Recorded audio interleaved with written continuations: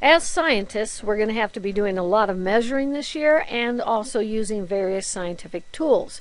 So in Lesson 2, we're going to learn some information about those, look at some of the tools that we'll be using, how to use them, and how to measure and what significant digits are and those kinds of things. So here's the key concepts that I want you to look for and be listening for as you watch this and listen to me. What is the difference between accuracy and precision? And that visual right there can give you a pretty good clue. So look at it and see and kind of think in your mind before I go over the next slide. What do you think the difference is between accuracy and precision? Another thing to look for is, why do we need to use significant digits as a scientist? Well, first we're going to learn what those are and then look at why. Why do we need to use them? And lastly, we're going to look at what are some of the tools that we will be using as scientists. So let's look at accuracy and precision. Okay, these are the key vocabulary words that you're going to be coming up in this section, so make sure you get the definition of each one as we go over them. A description. When you write a description, this is going to be important because a lot of the labs you're going to have to write descriptions. It's a spoken, which that won't be what you will be doing, or it's written. In your course, you'll be writing it down in your lab. And when you're being descriptive, look down here, it says additional narration that translate images into spoken words. So I always say it's like this. If you were trying to describe what you're looking at to someone who is blind, so they can't see it, but you're trying to give them a description of it. So what are some key things you would use in a description? Size, color, texture, shape, feel, smell, any of the other senses. An explanation is an interpretation of observations. So when you're using the scientific inquiry or the scientific method and you're analyzing and you're looking at all the data you have collected by making observations, either by a survey or by an experiment, then you need to be able to interpret those and you explain. In other words, if you saw that the temperature was increasing each time, or the heart rate was increasing each time you did an activity, but you did it for a longer time period, those are kinds of things you would want to be able to explain. Why do you think it did that? So when you explain something, you try to interpret your observations, which can lead to a hypothesis, which is part, remember, of your scientific inquiry. All right, this big term is what we use in science because, and the why is the key thing I want you to look for as well. It's called the International System of Units, and it's simply abbreviated a capital S, capital I. It's internationally accepted system for measurement, which does not include our English system for many things. And a lot of people look at that and they think it's hard, and it's not hard. It's actually easier than what our system is. It's just hard because it's not familiar to us. But a lot of countries, they learn that system early in age. And so we are going to learn a metric system as part of the International System of Units. So all SI, International System of Units, are derived from 7 base units. And you need to be familiar with, for quiz or if you're doing one of the projects, with these 7 base units. They are length, mass, time, electrical current, temperature, substance amount, and light intensity. So that's what's being measured, and then the units that you measure each one of those in, and this is international. Length is in meters, mass is in kilograms, time is in seconds, that one you're familiar with, electric current, ampere, temperature, Kelvin, Substance amount, mole. Light intensity, candela. And there's also the symbols that they use for each one of those. So really make sure you understand that chart and know it. When we use a prefix with those standards, then we are either indicating that we are making a fraction of that base unit or we're making a multiple.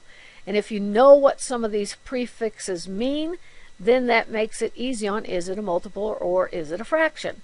Like mega means 1 million, so it's 10 with 6, it's a 1 with 6 zeros after it. Kilo means 1,000, so you're multiplying. Hecto means 100. Deca means 10. Deci means 1/10, so that would be a fraction. Centimeter, 1/100th. Millimeter, 1,000th. And then that funny little, looks like kind of like a backward U, that's a micro. Now, how do these prefixes work? They work with the measurement, like we can have kilometers, hectometers, decameters, decimeters, centimeters, millimeters, and micrometers. They can work with liters. We can have kiloliters or hectoliters, decaliters, deciliters. So that's how these prefixes work, and they're all based upon 10, and that's why they make it much easier than working with our English system. In working with our English system, if we change from one to the other, let's say we were changing from miles into feet, we would have to multiply by 5,280. And if you had like 1.3 miles, that's not easily done in your head. But if you're using the metric system, then it's just moving the decimal one place or the other. If you're dividing, you would move it to the what? Right. No, left. Excuse me. When you divide, you would move it to the left, and when you would multiply, you would be moving that decimal to the right. So that makes it much easier. And if you're not familiar with using the metric system, then during class I'm going to meet with a group of you, and if you're not sure how to change from centigrams into kilograms, then we'll go over that. We'll practice some of that, because we'll be doing a lot of that in science using this. Now, remember, one of the questions was, what is this difference? Let's see if you got it right. Accuracy is a description, remember we talked about what a description is, of how close a measurement is to an accepted or true value. So accuracy is how close to a true value. Precision is how similar or close measurements are to each other. So to be precise, you have to have more than one measurement that you took on the same object. Accuracy could just be one measurement. Precise has to be more than one. And if you can see the accurate there, where it hit right bullseye, precise but not accurate. Why is it precise? Because those three are together. But it's not accurate because it's not in the yellow part. Accurate and precise, all three of them were in the yellow part. Not accurate nor precise. You can see how the arrows are spread out, so they're not consistent. They're not next to each other. And that's the difference between accuracy and precise. Now, knowing that, I want you to look at this table. I'm going to give you a minute to just look it over and try to point out which student is accurate, which student is precise, which student may not be either, or which student might be both.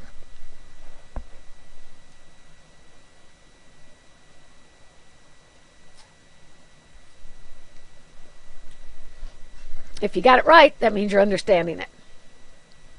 The data taken by student A is more accurate because each value is close to the accepted value. The data that was taken by student C is more precise because the data is similar.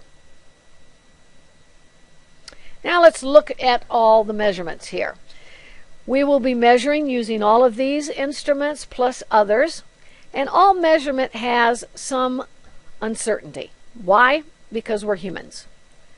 And our visions are different, so when we look at something we might see it a little differently, like the lines on a ruler, or if you see the picture over here on 21 where you see the dip in the liquid. See, where one person reads it might be at one line, and where another person sees it, it might be at the lower line, second line. And so that's why there's some uncertainty in all that we measure as humans.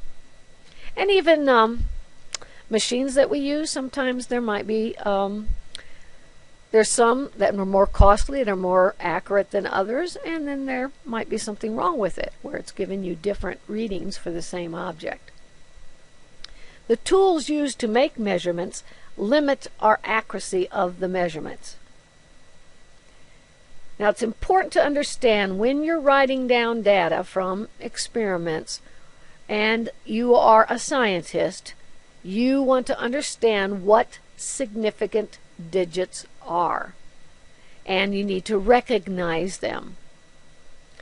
Significant digits are the number of digits in the measurement that are known with a certain degree of reliability. Now, why are the zeros at the beginning not significant? They're just placeholders. That's why. But the 0 between the 7 and the 1 is significant. It's not just a placeholder. That's 701. That's the difference between 701 and 71. So it's not a placeholder. It is showing significance, whereas the two out in front are not. So the significant digits in a measurement include all the digits that you know for certain plus one estimated digit. And the estimated would be the actual last one. So in this particular number, we have 3 significant digits: 7 and 0 and 1. Okay, here's some rules to follow when you're dealing with significant digits, so you might want to get these down in your notes. For a quiz, you're not going to have to, write down the rules. You're actually going to have to apply them.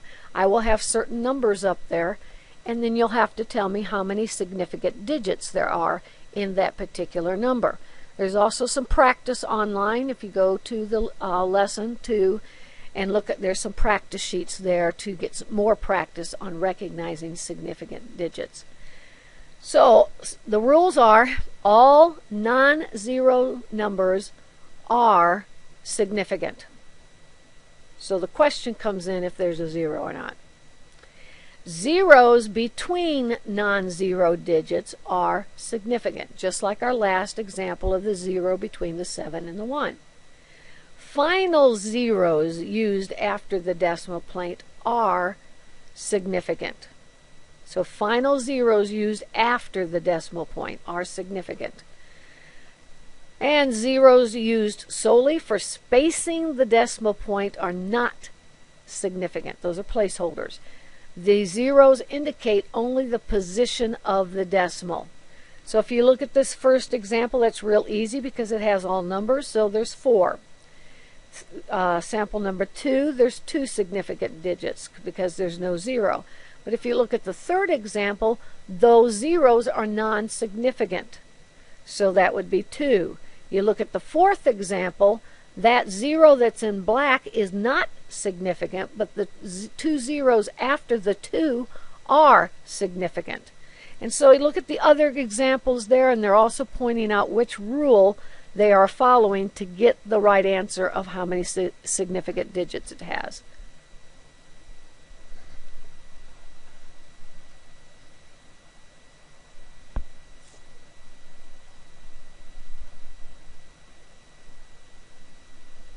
Using significant digits lets others know how certain your measurements are. This is very important in scientific journals or when they're sharing information from one scientist to another. And if you look at this ruler, and you need to become familiar, they're actually showing you with the centimeters. You need to be familiar with how to measure in centimeters and millimeters, because that's what we'll use in science. So again, if you don't know how to accurately and precisely measure with a metric ruler, then see me and I'll work with you and give you some practices. But it's showing you the 5 is a known digit. The second is like 0.2 centimeters is known. And that third is an estimate, but it's still considered to be a significant digit, but it is an estimate. Now let's look at some of the tools that we have. One thing is a journal.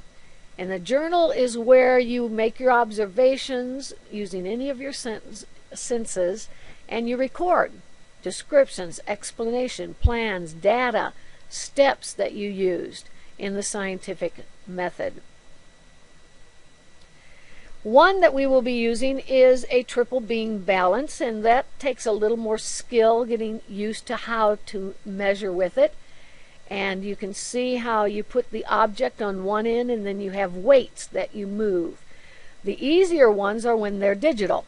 When they're digital, like the one on the right, then you just place the object on there and of course it gives you the reading.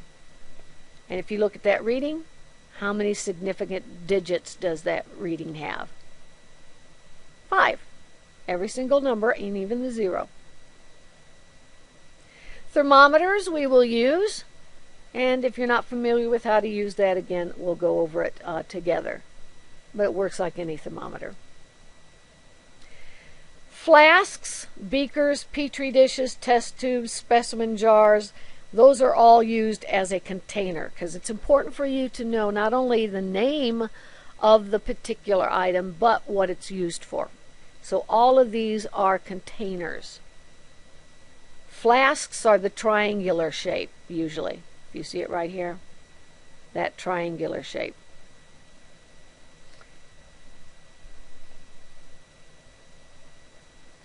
Graduated cylinders are for measuring liquids, and that would be in the metric system as well, only this would be in milligrams or, milliliters or liters. Liters would be big measurements. Microscopes. We actually have 2 different kinds of microscopes.